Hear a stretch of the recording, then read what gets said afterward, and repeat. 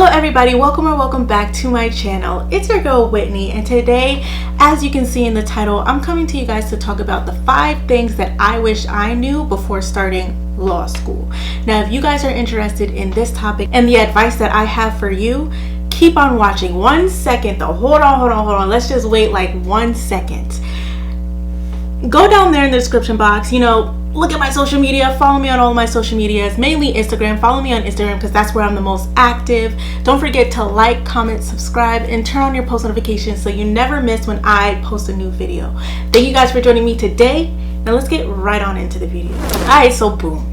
For the first one that I have, just like a disclaimer, I always write down the things that I'm going to say because when I talk everywhere, here, this, that, and third, I get distracted so easily. So I want to make sure I stay on track for y'all because I know that your attention span is not the greatest. Neither is mine, right? Like I just admitted that to y'all. So boom. Okay, let's get right on into it.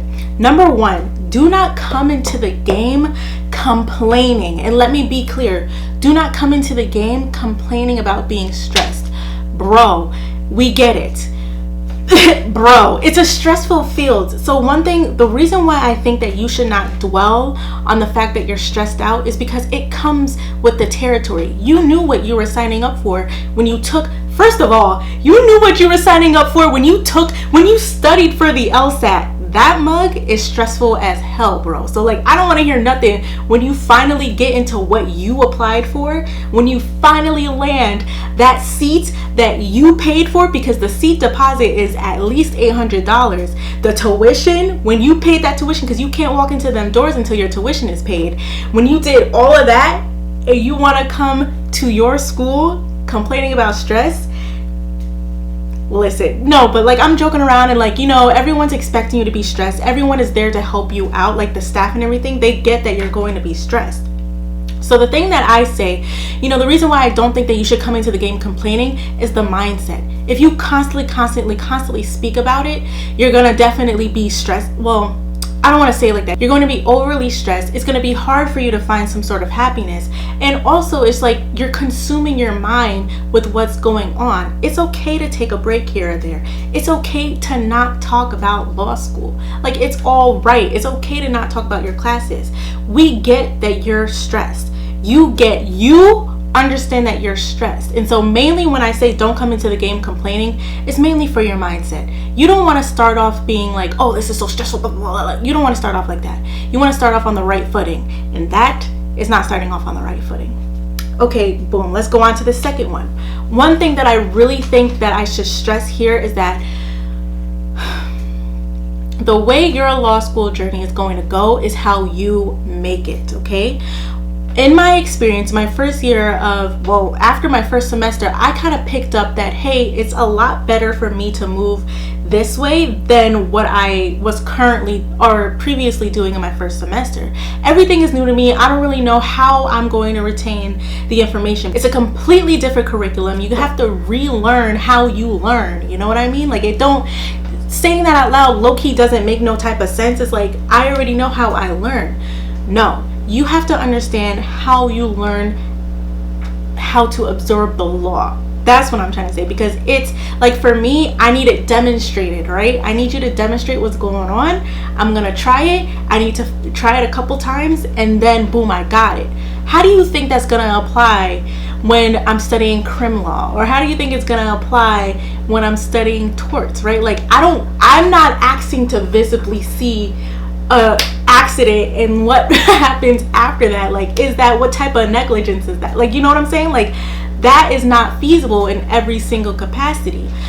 One thing that has helped me out, even though the cases do make like, a visual of how to go by and like X, Y, and Z, all of that, right? Like, of course the cases help.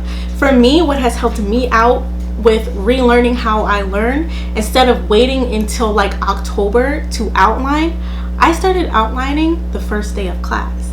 A lot of people, they don't really tell you to start outlining on the first day of class, or they don't necessarily give you a time frame of when to outline, because it matters up to you.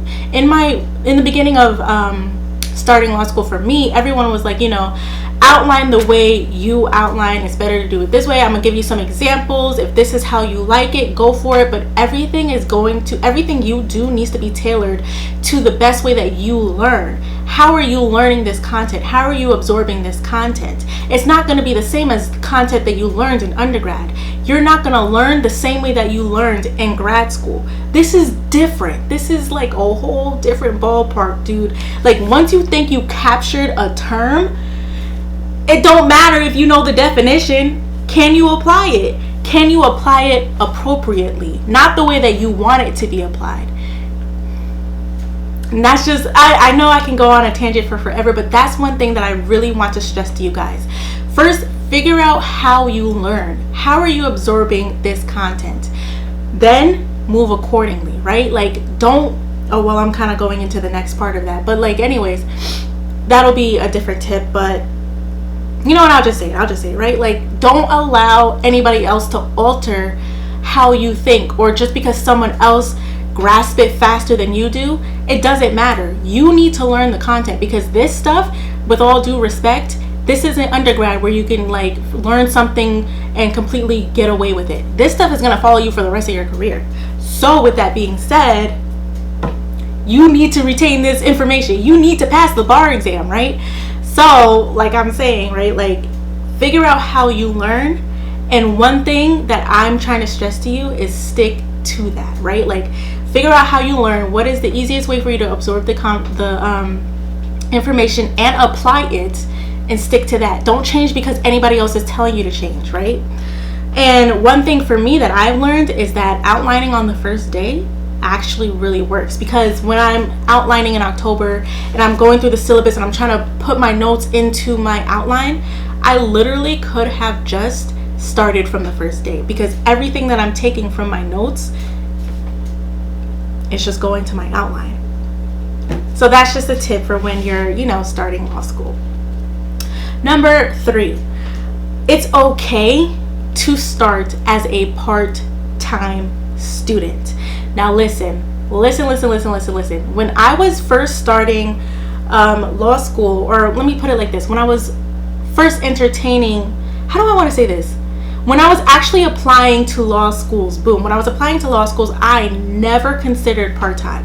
To be quite honest with you, I didn't even I knew it existed, but it didn't click in my head that it existed. You know what I mean? Like, I applied to all full-time programs. And the thing is I feel like I would have been accepted to a lot more places if I applied to their part-time program. I don't know why I never considered it. So there's this stigma around people in part-time who, how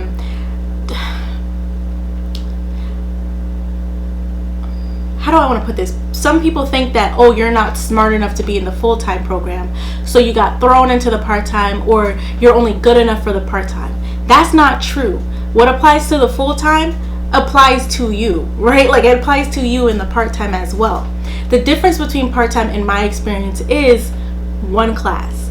And that, listen, I want to stress to you so much, it's okay if you don't finish law school in 3 years. To be quite honest with you, and this is my own little tangent, the way that they have law school set up is kind of really messed up to me. Like, it's a lot to take in. You come in, you have 5 classes right off the bat. Everybody tells you it's stressful. Everybody tells you, oh, you gotta relearn how you learn things. Everybody's gonna tell you this is completely different. This is so hard. You just finished taking the LSAT, bro.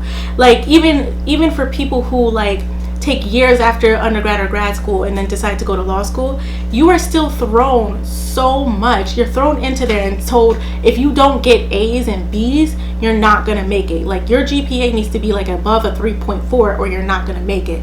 Can you imagine? People do it, and it can be done, and it has been done, and it's been successfully, phenomenally, etc., etc. And to be quite honest with you, I believe I could have done it too. But when I got accepted into the part-time program, I really thought my first semester when I got all B's, I really sat there and tried to tell myself, did I only get all B's because I was a part-time student?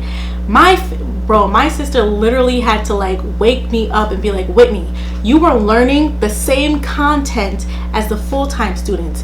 You did your thing. You did your business. You paid your dues. So what are you talking about that, oh, you're stupid, you're not as smart as everybody else just because you're in the part-time program?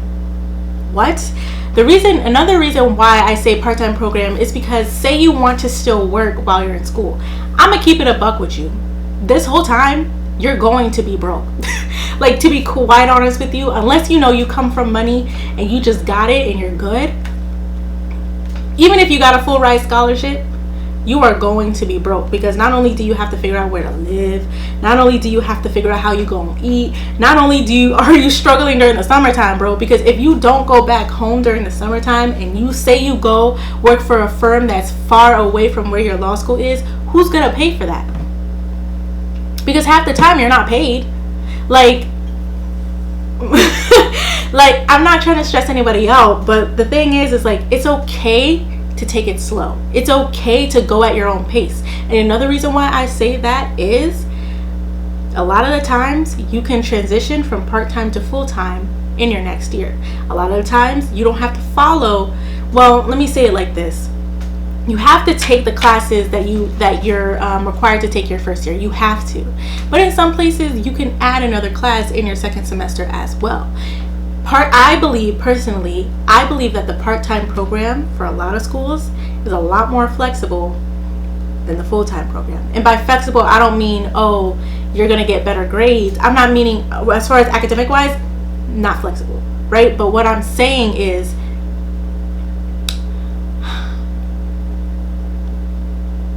because a lot of the part-time students are older, and by older I mean like they didn't just come out of undergrad. They were like, I'm 26. I'm not old, but you know what I mean, right? Like, a lot of the part-time students are older, so they kind of tell you, right, like, you're adults, we understand you're adults, we're not going to hold your hand, you got it. And that's what I love about the part-time program, because I'm not having my hand held, right? With the full-time program, you're kind of stuck in some sense. Like, you know what I mean? You're a little bit stuck.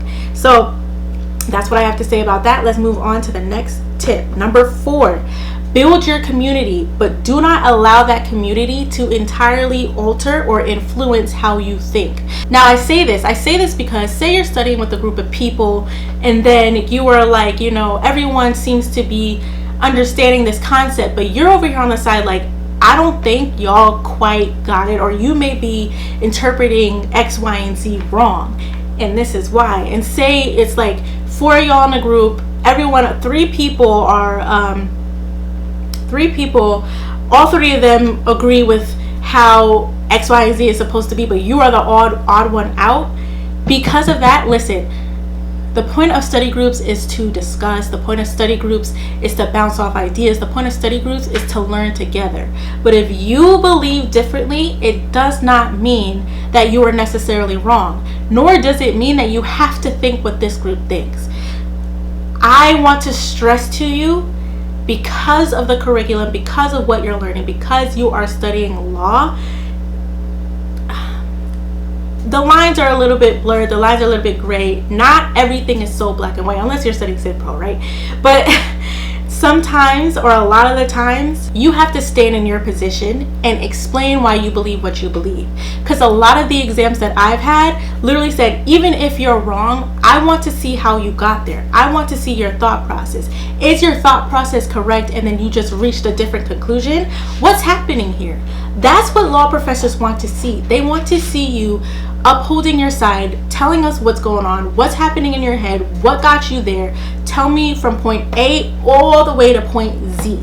And even if you're wrong, I'm gonna still give you a B plus, maybe even an A-, because you articulated that like a champ, bro. And not only that, but you applied everything correctly. You just got it a little bit tweaked or a little bit wrong here or there, right? Even if you're not wrong and you think differently of somebody else, that's okay too. I don't want you to go into school thinking like, oh, I'm studying with the smartest people in class, I'ma think like they think.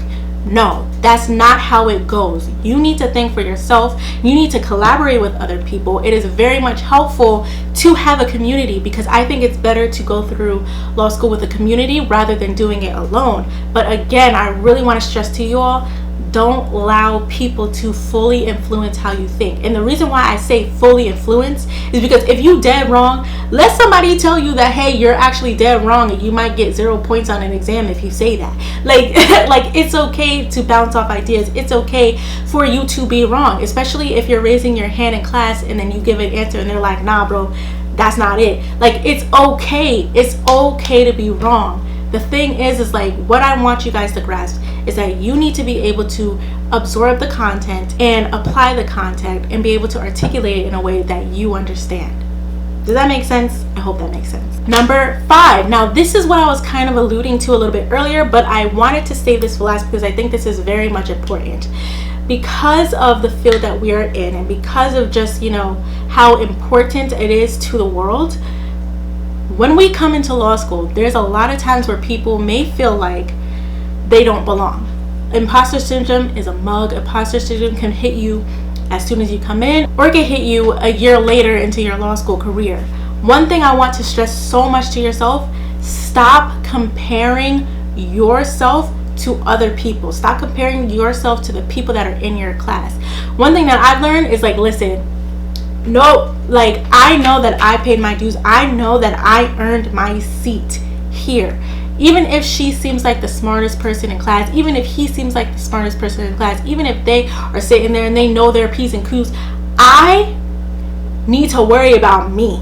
That's all I need to worry about. I need to worry about me, and if I'm doing what I need to do in order to get the good grades that I want, in order to learn this content that I'm trying to learn, in order for me to be a good attorney, in order for me to get what I want to get, the scholarships, in order for me to get the job placements that I want, I need to worry about me.